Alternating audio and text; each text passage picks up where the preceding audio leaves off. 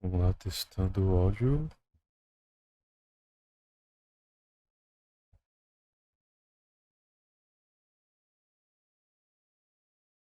Tá saindo? Parece que tá saindo. Tudo certo.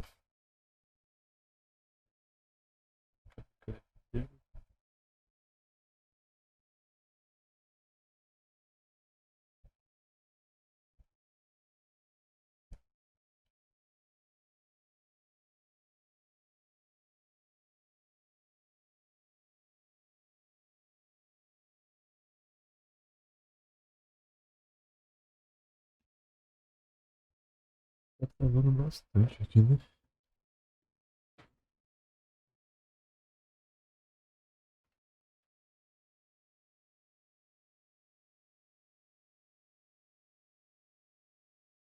Deixa eu ver de novo se melhor. Não sei se é meu celular que tá travando ou se é a transmissão mesmo.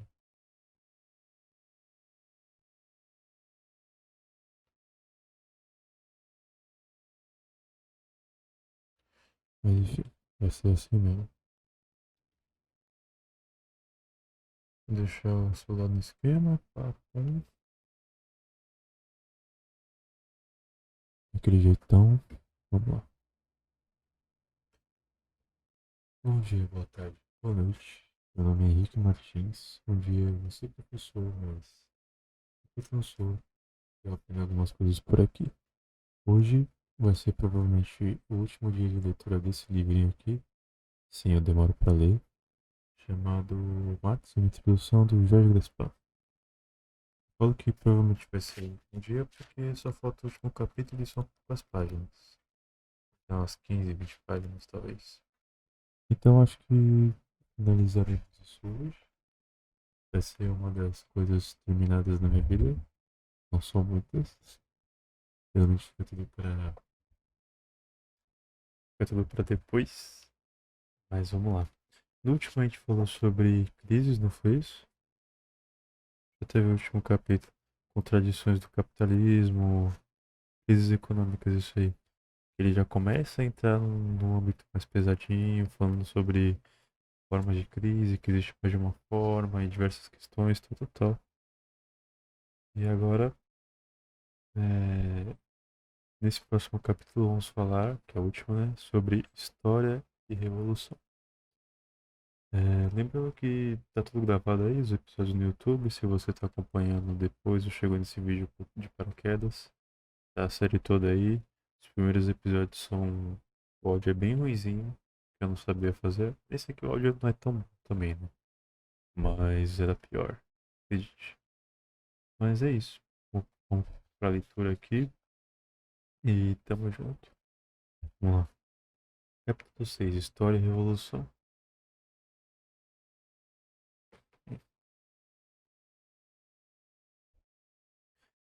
O esforço de Marx em detectar as características profundas e os limites inerentes ao capitalismo sempre esteve ligado à luta eh, para transformar radicalmente esse sistema. Na época em que era editor da Gazeta Renana, que nome estranho, né? Não sei o que, e propunha um sufrágio universal como saída para derrotar a aristocracia prussiana. Sufrágio universal é voto, né? De todo mundo. O episódio do. Peraí, Luciano. O episódio do furto de lenha e o contato com o socialismo francês fizeram com que Marx localizasse a origem do conflito social num nível mais profundo do que o dos direitos políticos. Nessa época, justamente escreveu: Ser radical é agarrar as coisas pela raiz. Da hora. E descobriu que a raiz desse conflito é a propriedade privada dos meios de produção, da qual os trabalhadores são excluídos, tornando-se meros assalariados.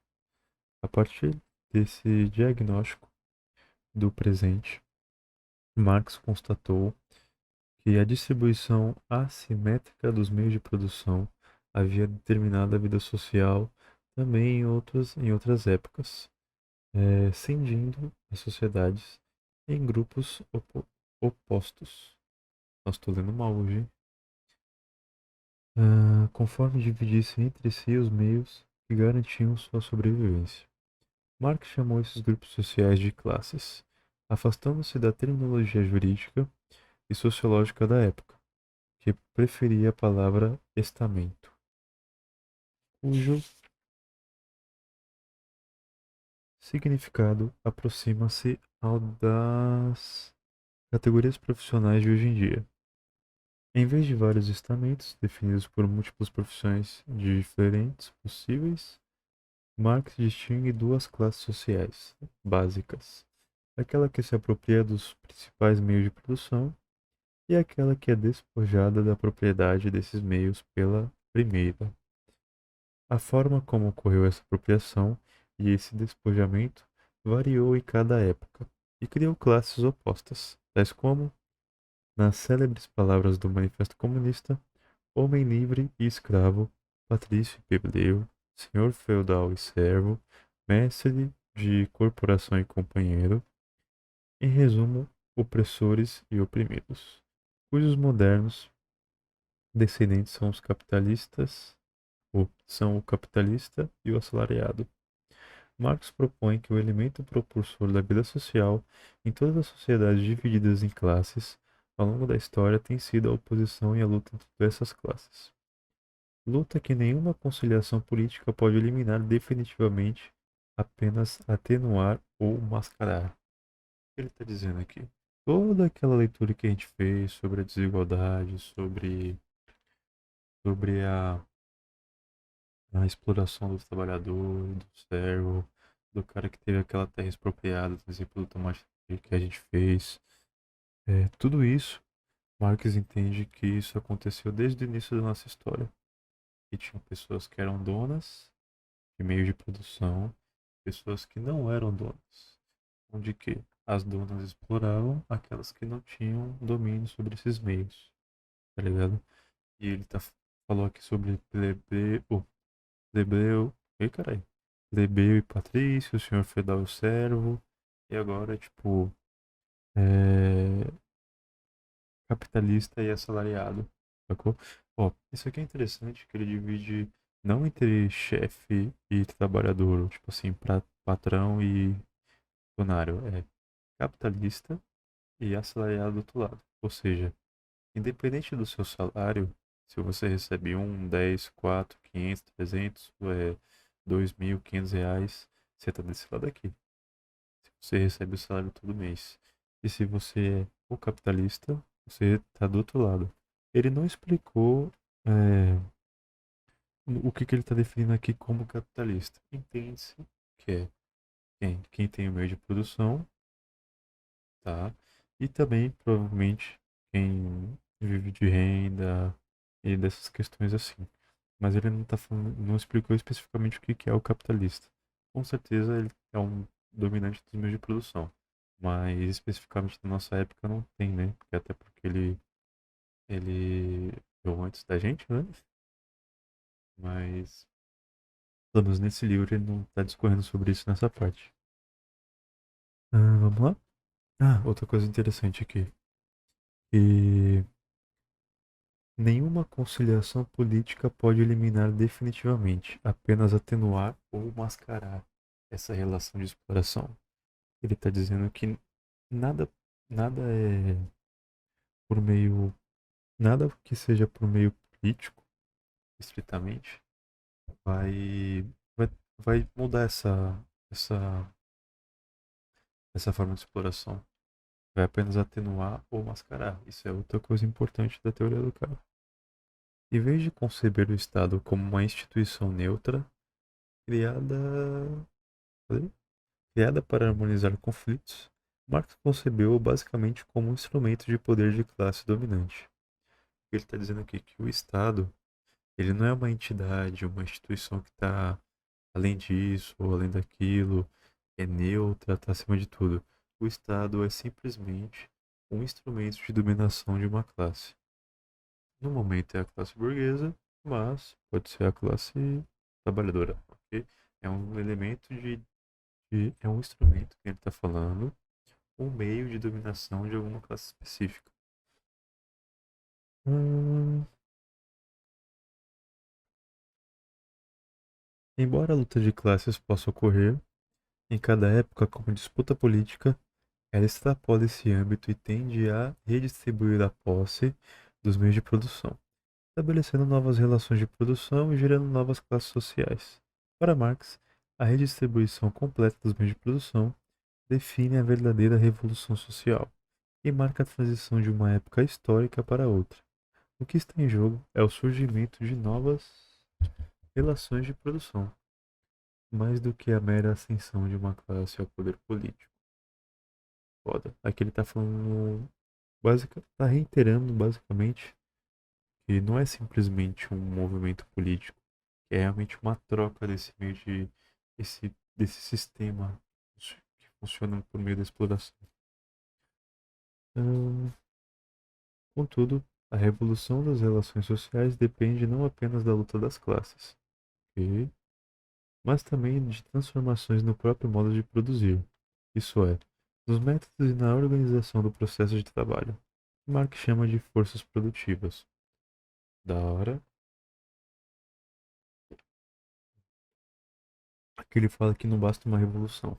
Essas relações sociais tem que modificar o jeito que é feito o trabalho, o jeito que é dividido o trabalho, a forma que é dividido o produto. Produzir, produto que é produzido é ótimo, né? O produto que é feito ali.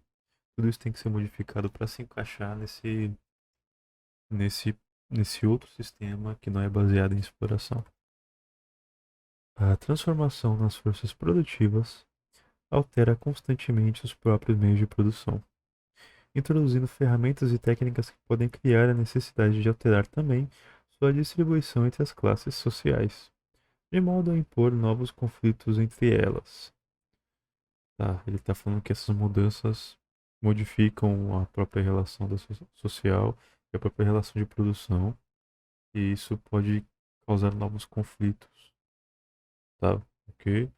Esse nexo entre as relações sociais de produção e as forças produtivas é a base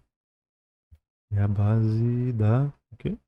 Corrupção geral da história que Marx delineou com Engels em sua juventude, mas que não chegou a ser desenvolvida, aparecendo apenas como um pressuposto da crítica da economia política. Segundo essa concepção, cada forma das relações sociais de produção permite um determinado desenvolvimento das forças produtivas, uma determinada relação com a natureza. Hã? Natureza. Marx não considera o desenvolvimento das técnicas e dos métodos de trabalho como um processo independente da forma assumida pelas relações sociais. Ao contrário, para ele, uma forma específica de relação social desenvolve um tipo específico de tecnologia.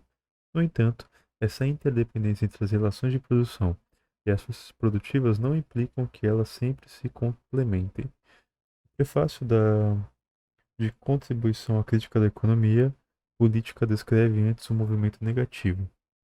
Interessante, aqui ele está falando. Ele falou várias coisas, né? Vamos por partes aqui. Ó, Marx não considerava o desenvolvimento das técnicas e dos métodos de trabalho como um processo independente da forma assumida pelas relações sociais. Ele está falando que a evolução da tecnologia, a construção do conhecimento, ela não é pura e simplesmente pelo conhecimento e pela evolução de uma forma de trabalho. Ela está diretamente relacionada à forma que aquela sociedade funciona, tá ligado? Naquele exemplo do tomate lá. Nunca vai existir uma tecnologia que substitua o trabalhador, porque o trabalhador precisa ser explorado naquele exemplo. Nunca vai existir uma tecnologia que faça com que o trabalhador não precise mais arar a terra, não precise mais acompanhar e tal, tal, tal. Porque tem que existir essa exploração. E essa é a forma social, ou essa é a forma que esse exemplo, essa é a forma que a sociedade funciona nesse exemplo, sacou? E ele está falando que os dois são diretamente ligados, só que nem sempre um vai estar em concordância com o outro. A evolução da tecnologia, ela pode estar dissonante desse sistema, uma tecnologia que, sei lá, substitua o trabalho de um motorista. Ela vai estar dissonante, porque ela vai tirar aquela necessidade do trabalhador. Só que, com certeza, nessa sociedade onde é baseado na exploração, eles vão utilizar de algum jeito de explorar trabalhadores de alguma outra forma, tá ligado? Em uma certa etapa de seu desenvolvimento, hum, as forças produtivas materiais da sociedade entram em contradição com as relações de produção existentes, ou o que não é mais que sua expressão jurídica, com as relações de propriedade no seio das quais elas se haviam desenvolvido até então, de forma de formas evolutivas das forças produtivas que eram. Essas relações convertem-se em entraves. Abre-se então uma época de revolução social. Ok? Ele está falando que nessa contradição dos meios de produção da tecnologia e a forma social é onde se abre espaço para uma revolução. Foda. A complementariedade entre relações de produção e forças produtivas se transforma em oposição aberta. Um exemplo disso aqui, que é o iFood, dia 25, que é hoje, e é 26, né, que já é de madrugada. Ia rolar uma greve do pessoal que tampa de iFood. Os caras são explorados pra caralho. E o iFood não existia antes. Foi uma tecnologia implementada nesse sistema social que a gente vive. Criou-se contraposições, criou-se problemas e conflitos, e isso mobilizou uma classe social, porque criou-se espaço para a movimentação social. Daí teve a greve que está marcada para hoje. Só que, pelo que eu entendi, é, tem um vídeo do Ian também muito sobre isso, é muito bom. Comentando e tal, tal, tal. Pelo que eu entendi, propô- foi proposto uma conversa entre o governo e os manifestantes lá do iFood e não rolou a greve. A greve foi interrompida. Mas é exatamente isso que eu tô falando. Foi uma tecnologia nova que criou conflito e que deu espaço para um movimento social. E por último, ele foi abarcado por esse próprio sistema que existe hoje em dia. Tanto que a greve não rolou hoje. A complementaridade entre relações de produção e forças produtivas se transforma em oposição aberta. No curso de sua mútua determinação, chega um momento no qual o desenvolvimento de um tipo de força produtiva ultrapassa as relações sociais que o propiciaram e passa a exigir outras condições, outra distribuição dos meios de produção, a fim de que as relações de produção não se tornem entraves para as forças produtivas e essas forças produtivas não se convertam em forças destrutivas. Em linhas gerais, essa é a concepção que permitiu a Marx se afastar da historiografia do seu tempo, cujo tema era os povos e as civilizações, cujo enfoque era os feitos de grandes indivíduos. Em vez disso, Marx analisou a história sob a perspectiva de modos de produção, definidos pela dinâmica tensa entre relações de produção e forças produtivas, como por exemplo, ainda no prefácio de A Contribuição à Crítica da Economia Política. Marx menciona alguns modos de produção, como o asiático, o antigo, o feudal e o burguês moderno, mas sublinha que essa enumeração representa a história apenas em grandes traços, que a pluralidade de modos de produção encontrados na história humana não se esgota nesses exemplos, e que eles não formam de maneira alguma uma sequência inevitável. Você vê que a todo momento que esse cara está escrevendo e está falando sobre a teoria dele, ele está levando em consideração que sempre é um movimento. Nunca é algo estático e, tipo assim, nunca é algo que está perene em todas as épocas. Sempre funciona de uma forma diferente. Claro que tudo é norteado pela relação é, servo e patrício, né? Pela relação de capitalista, de quem tem o meio de produção e quem não tem. Tudo é norteado nisso. Mas ele fala que em cada época tem suas especificidades, cada local, cada momento histórico, ele tem suas especificidades, né? Só que o que norteia tudo é essa relação entre quem tem o meio de produção e quem não tem. Fica demonstrado por outros textos de Marx, como o 18 de Brumário, de Luiz Bonaparte, que se refere ao modo de produção dos camponeses parceleiros. da França do século XIX. Trata-se de um modo de produção muito particular no tempo e no espaço, resultante da reforma agrária realizada na Revolução Francesa de 1789.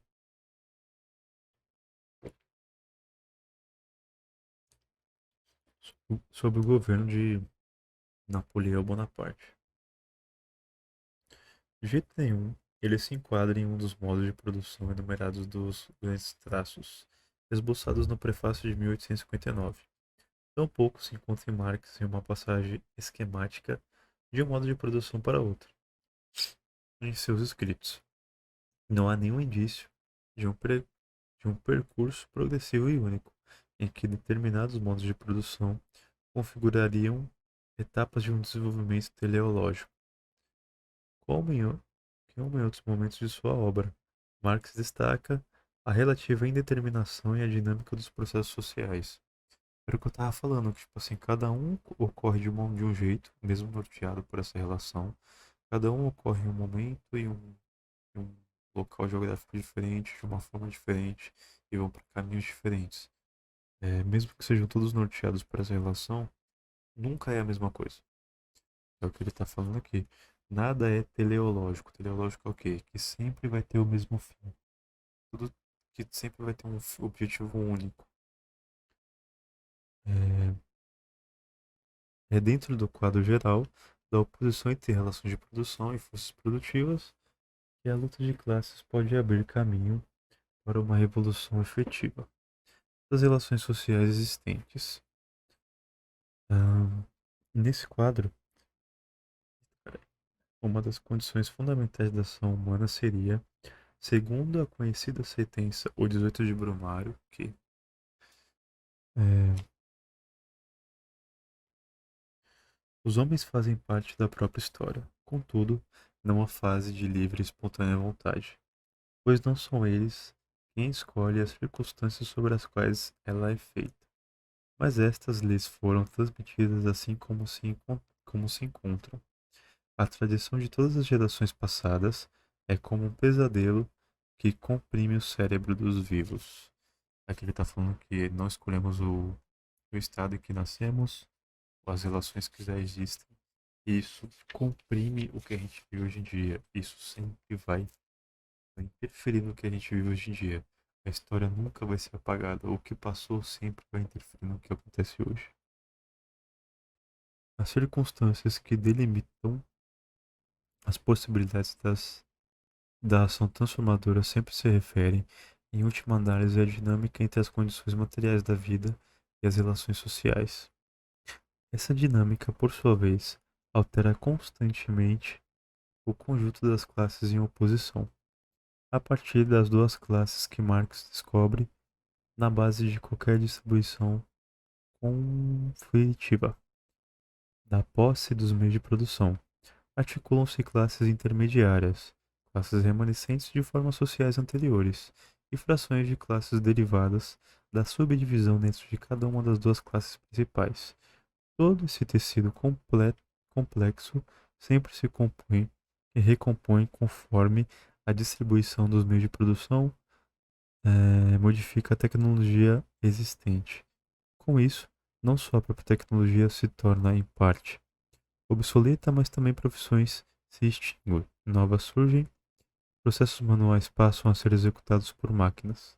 De modo correspondente, algumas classes e frações de classe deixam de existir, levando consigo o seu modo de vida e de pensamento, enquanto novas classes e frações de classe nascem.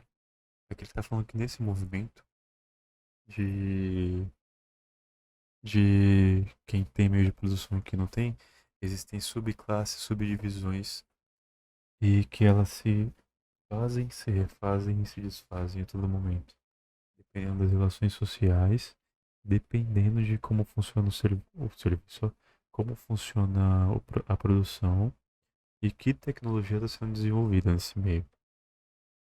A análise política que Marx fez a partir dos acontecimentos por ele vividos ou observados situava precisamente as condições materiais na trama sinuosa desses grupos sociais em suas alianças e conflitos.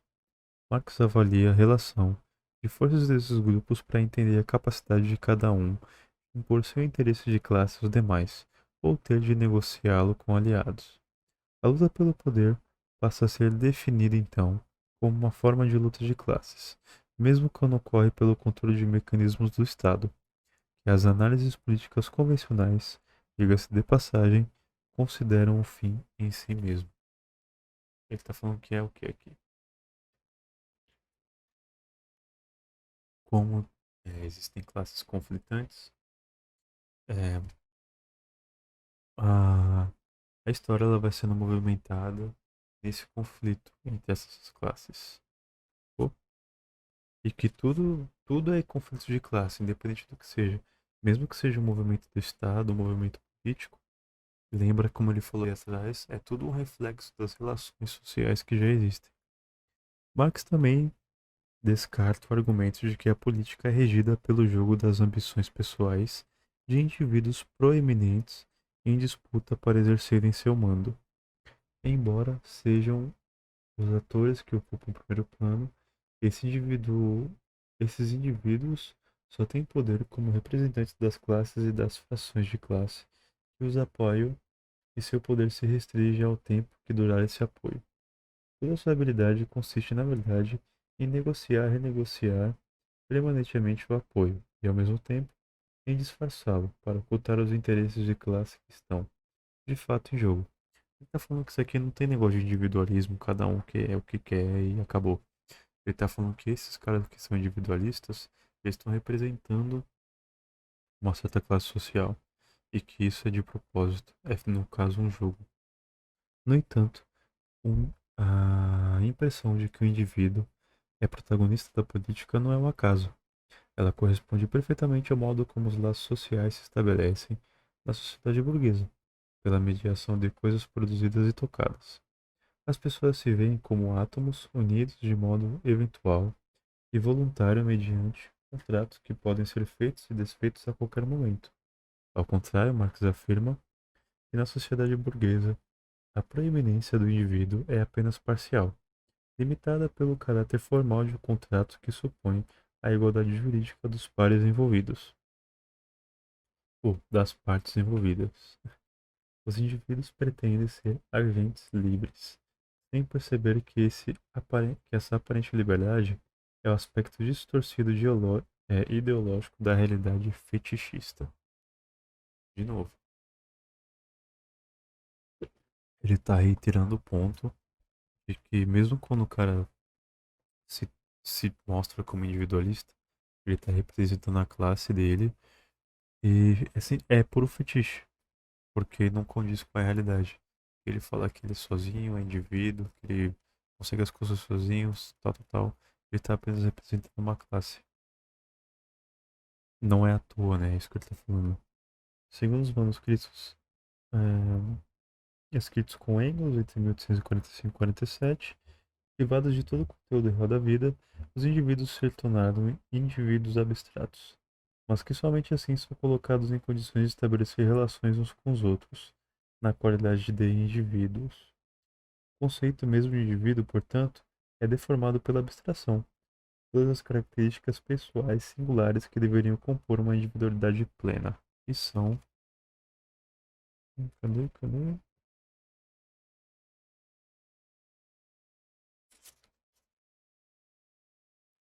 Desconsideradas nas relações de tipo contratual. O indivíduo abstrato, capaz de firmar contratos e representar sua classe social no cenário político, resulta de condições históricas bem específicas, ligadas a uma forma de divisão do trabalho assim descrita nos referidos manuscritos. Manuscrito. Logo que o trabalho começa a ser distribuído, cada um passa a ter um campo de atividade exclusivo e determinado, que lhe é imposto e a qual não se pode escapar. O indivíduo é caçador, pescador, pastor ou crítico. Crítico é isso, né? E assim deve permanecer se não quiser perder seu meio de vida. Ao passo que na sociedade comunista, onde cada um não tem um campo de atividade exclusivo, onde cada um não tem um campo de atividade exclusivo, mas pode, eu li duas vezes a mesma coisa, mas pode aperfeiçoar-se em todos os ramos que lhe agradam. A sociedade regula a produção geral e me confere assim a possibilidade de fazer hoje isto, amanhã aquilo, de caçar pela manhã, pescar à tarde, à noite dedicar-me à criação de gado, esticar após o jantar, exatamente de acordo com a minha vontade, sem que eu jamais me torne caçador, pescador, pastor ou crítico. Interessante, aqui ele tá falando do quê? Que no sistema social vivido aqui, na verdade você é empurrado para uma profissão devido às condições históricas, né? Lá, teu pai era ferreiro, teu pai era pescador. Ou o seu primeiro trabalho que você consegue de pescador de ferreiro. E você vai ter que morrer com aquilo, ou se você quiser mudar vai ser muito difícil, porque você tem que se sustentar, pagar suas coisas e ganhar a vida. Perdão. E nesse outro sistema social que ele está propondo, socialista, comunista, desculpa, ele está propondo algo que é o quê? Que você simplesmente consegue escolher o que você vai fazer, sem necessariamente ter que fazer daquilo a sua forma de vida. Sacou? Você pode pescar, você pode caçar, você pode fazer uma ferramenta. Você não vai ser nem caçador, nem pescador, nem ferreiro a vida inteira. Sacou? Claro que você tem que trabalhar. Isso aqui é uma forma de dizer, né? Óbvio que você vai ter que trabalhar no movimento para poder gerar um conforto social para as pessoas, para todo mundo, né? Todo mundo tem que trabalhar. Mas no tempo restante, sem essa exploração, você vai poder fazer o que você quiser. De realmente, né? Não como dizem por aí, que você pode fazer o que quiser, mas a gente não tem um puto no bolso e nem tempo pra fazer porra nenhuma, e nem energia, né? Eu, felizmente, me esforçando muito, consigo fazer isso aqui, mas isso não é nada, sacou? Esse espaço não é nada comparado ao que a gente pode ter. É, conforme o trecho, na sociedade burguesa, a profissão classifica quem a exerce, isso é, qualifica quem caça de caçador e quem pesca de pescador, ignorando que uma pessoa seja mais do que isso nas relações que estabelece com as outras. É bom, a gente é mais do que o nosso trampo. O contraponto é a sociedade comunista, na qual a divisão do trabalho não impõe uma profissão que classifica a pessoa e, por isso, a habilita a ser membro de um grupo. Apenas na sociedade comunista a pessoa poderia desenvolver as qualidades singulares que fazem parte ou que fazem dela um indivíduo no sentido pleno da palavra, não abstrato, mas concreto, vivo e complexo. Apenas nela o indivíduo poderia afirmar sua vontade livre e tornar-se senhor do seu destino. A crítica de Marx à sociedade capitalista é radical, justamente porque incide sobre um dos aspectos mais estimados da autoimagem burguesa, a liberdade individual. Ao contrário de que afirmam seus ideólogos, na sociedade capitalista, peraí. Tô ficando coisa.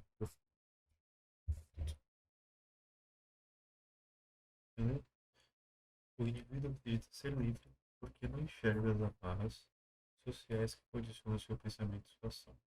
Por isso, o contraste com o comunismo é extremamente provocador. Ao defender que a sociedade comunista possui as relações sociais diretas, sem a mediação fetichista da relação entre coisas, Marx expõe os elementos que considera ser a verdadeira liberdade. As pessoas podem se relacionar como indivíduos de fato autônomos, e não mais determinados pela classe a qual pertencem. Elas são classificadas pelo conjunto de sua personalidade e não pela profissão que exercem. Elas estabelecem relações a partir da sua vontade e decidem em conjunto com as demais seus interesses recíprocos. E a mediação de instituições políticas como o Estado. As classes sociais desaparecem com a socialização da propriedade dos meios de produção e todas as formas de opressão da classe perdem sua razão de ser. É preciso lembrar que o comunismo ainda, segundo os manuscritos citados, se projeta no futuro idealizado. O comunismo não é um estado de coisa que deve ser instaurado no ideal para o qual a realidade deverá se direcionar. Falamos de comunismo de movimento real que supera o estado da coisa atual. As condições desse movimento resultam dos pressupostos atualmente existentes. Aqui falou coisa pra caralho, né? Aqui ele tá falando que papel aqui, na verdade,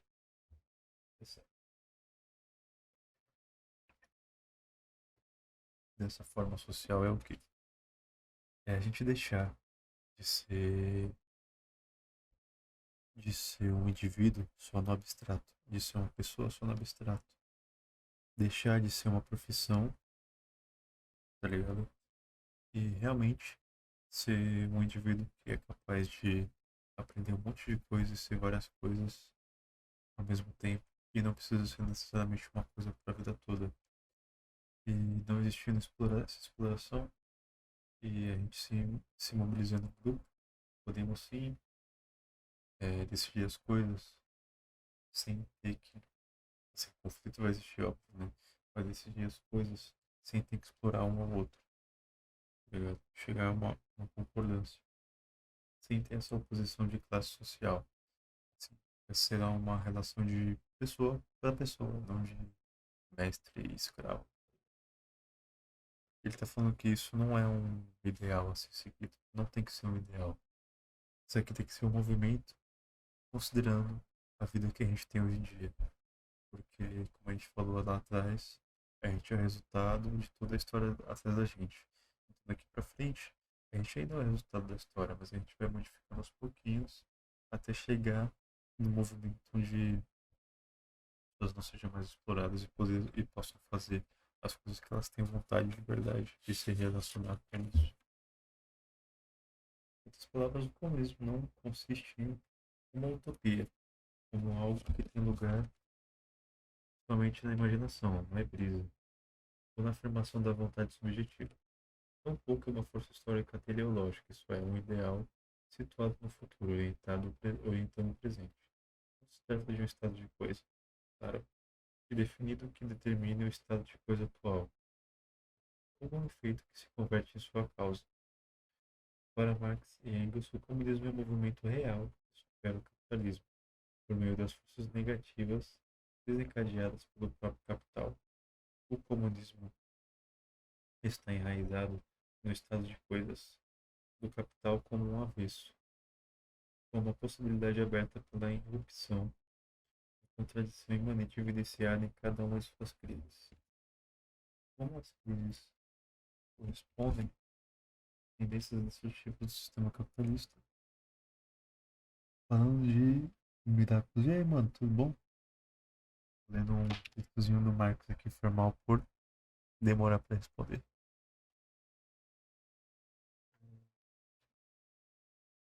Sistema capitalista, os quais sempre se opõem contra tendências restauradoras.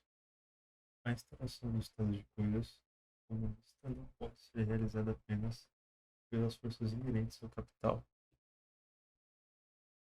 Nesse momento, a luta de classe surge como elemento decisivo, tomando a palavra de O 18 de Brumário.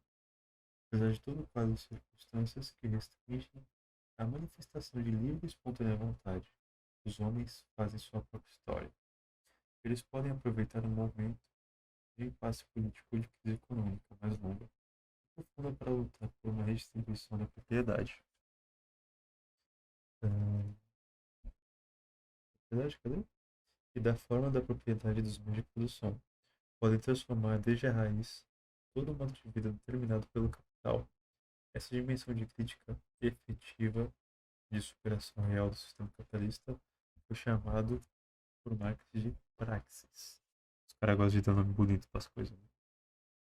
A praxis é a unidade entre teoria e prática revolucionárias, de modo que sempre uma retifica a outra. Ao se converter em projeto, ação transformadora, um diagnóstico particular da realidade social pode se revelar em parte ou totalmente equivocado, devendo ser corrigido em parte ou em seu todo. O novo diagnóstico resultante dessa prova prática, por sua vez, deve reorientar o sentido da ação anterior, formando-a sobre os limites do que ele gosta de. Ele faz questão de detalhar esses movimentos, né? Ele está falando que a todo momento a prática tem que estar unida com a teoria. E a prática, em algum momento, ela vai precisar da teoria, que ela vai precisar ser renovada, vai precisar ser revista muitas coisas, e a teoria vai precisar da prática, porque vai se criar um novo modelo a ser feito, modelo não, uma nova proposta, né, de movimentação, E essa movimentação precisa ser, como chama? Precisa de real mobilização social, precisa de prática real. E aí vai criar outra teoria, que vai gerar outra prática, que vai criar outra teoria, que vai gerar outra prática, e assim vai. Essa dialética se resolve repondo-se de forma mais complexa no decorrer do processo de transformações das relações de produção existentes, pois leva em conta as novas condições trazidas por forças produtivas em continua mudança.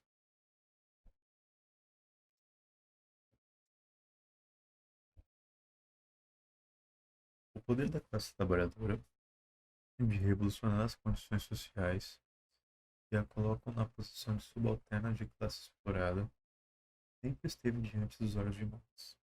Ele pensou e escreveu toda sua obra com a intenção de contribuir para essa luta e para a transformação social destinada a eliminar a sociedade de classes.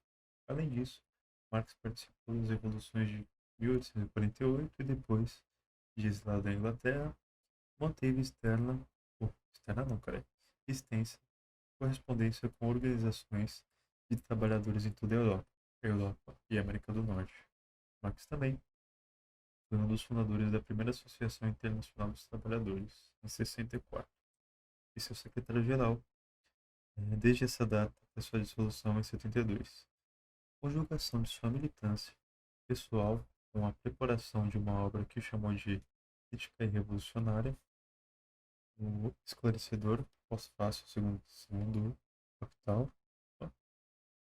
fez de Marx a principal referência no campo socialista, já no final do século XIX e ao longo do século XX.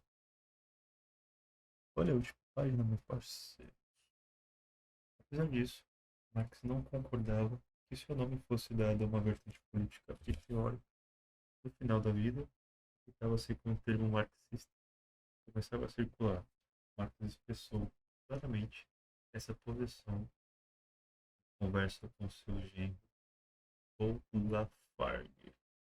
Nasceu em 1842 e morreu em 1911, a quem declarou: "O certo é que eu mesmo não sou marxista." Marx não era discípulo de si mesmo, não era obrigado, por deveres de coerência, a manter uma opinião que depois considerasse errado ou ignorar aspectos da realidade que não se enquadrasse no que já havia dito e escrito. Era o autor de seu pensamento, cuja força advém justamente do fato de nunca estar acabado, cristalizado e enrijecido, adequado ao mundo contraditório e mutuamente. A obra teórica e prática de Marx possui a plasticidade que a mantém viva, e a despeito de ser sua morte tantas vezes decretada. Finalizamos com Marx do Velho Gaspar. Esse aqui é o último episódio. Obrigado a quem acompanhou, quem vai acompanhar. E se ninguém acompanhou, acompanhar. Obrigado por, por eu ter feito isso, ter conseguido finalizar. Achei muito foda, foi muito bom, uma experiência muito foda. Aprendi pra caralho com esse livrinho de 90 páginas. Demorei pra ler? Demorei, mas aprendi pra caralho. E esse é o primeiro de muitos, espero. E vamos que vamos, né? Esse livro aqui, pelo menos tivemos um panorama da teoria do Marx, como ele entende a sociedade, como ele entende as relações sociais e como ele, como a teoria dele é muito